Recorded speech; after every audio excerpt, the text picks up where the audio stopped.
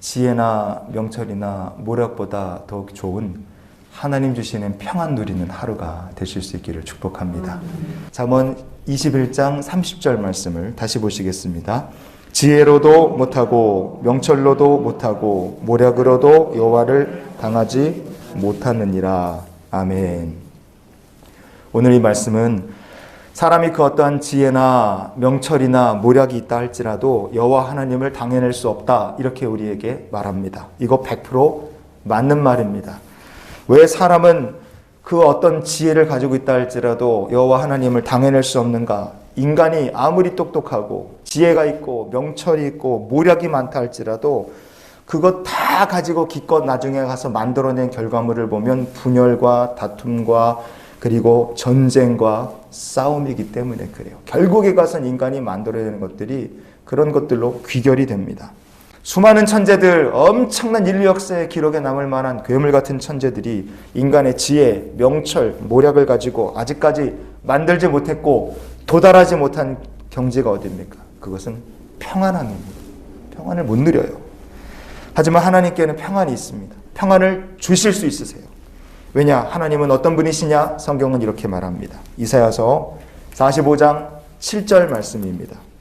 나는 빛도 짓고 어둠도 창조하며 나는 평안도 짓고 환난도 창조하나니 나는 여호와라 이 모든 일들을 행하는 자니라 하였노라. 아멘. 하나님께서 고레스 왕을 세우시면서 선포하신 말씀이 이겁니다. 하나님은 평안을 주시고자 하면 평안을 주시는 분이에요. 환난을 짓는다 그러면 하나님께서 환난을 지으시면 우리가 환난의 때를 지나가야 됩니다. 항의할 수 있어요. 왜 하나님 환난을 그렇게 지으십니까? 왜 그런 일을 하세요? 우리가 하나님 하시는 일이 마음에 안 들어서 항의할 수 있습니다. 그러나 우리가 절대로 잊으면 안 되는 것이 있습니다. 하나님 어떤 분이시냐?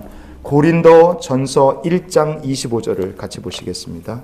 하나님의 어리석음이 사람보다 지혜롭고 하나님의 약하심이 사람보다 강하니라. 아멘. 하나님의 어리석음이 사람보다 지혜롭습니다. 그러니까 우리가 인생 살면서요, 어떤 때는 안타까운 일이 막 찾아와요. 어떤 때는 막 마음이 답답한 일들이 성도의 삶에 막 찾아옵니다. 사방에 우겨싸임을 당하는 것 같은 그런 환난 때를 우리가 지나갈 때가 있어요. 그래도 그때 나보다 더 지혜로우신 하나님께, 그리고 평안을 지으실 하나님께 우리의 삶을 맡기는 성도가 될 수 있길 원합니다.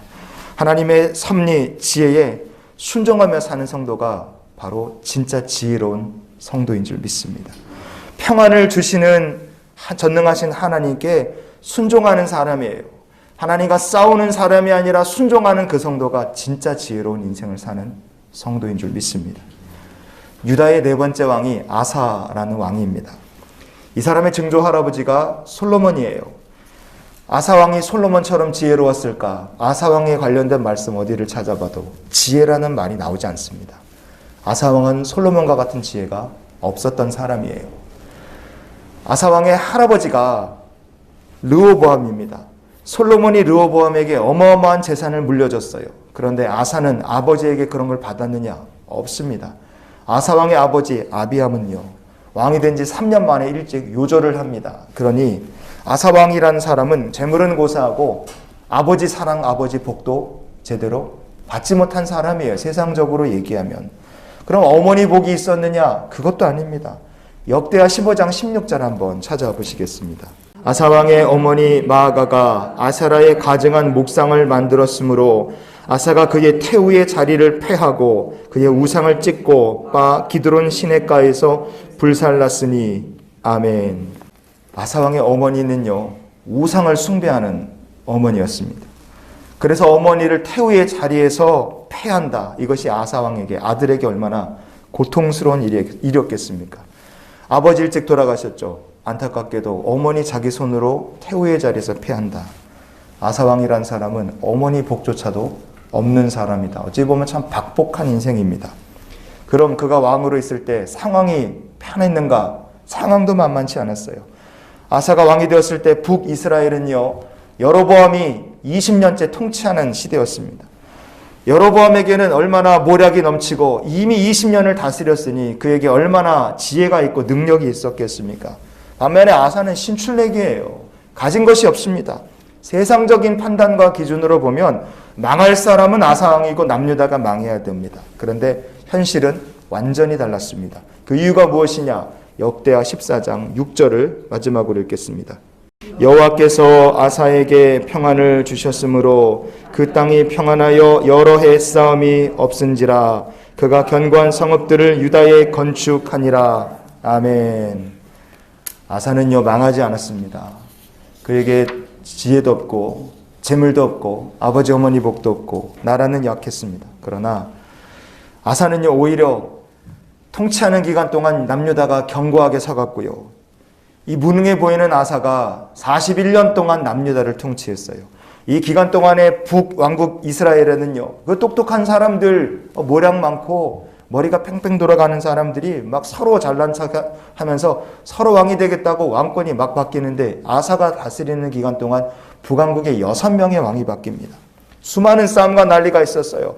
그러나 그 똑똑하고 힘있는 북왕국의 왕들 중에 그 누구도 힘없고 연약한 남유다 아사의 시대를 침범하지 못했습니다.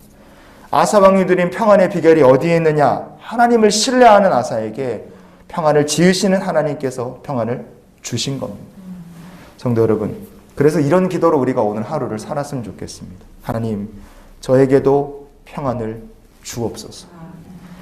사람의 지혜, 명철, 모략으로도 이길 수 없는 평안의 하나님과 동행하는 우리 모두가 되기를 원합니다. 나의 마음속이 늘 평안하다. 맞습니다. 지혜로 얻지 못했던 평안, 명철 가지고도 얻지 못했던 평안, 모략 가지고도 얻지 못했던 평안을 예수님 안에서 누리는 귀한 하루가 되시기를 주의 이름으로 축원을 드립니다.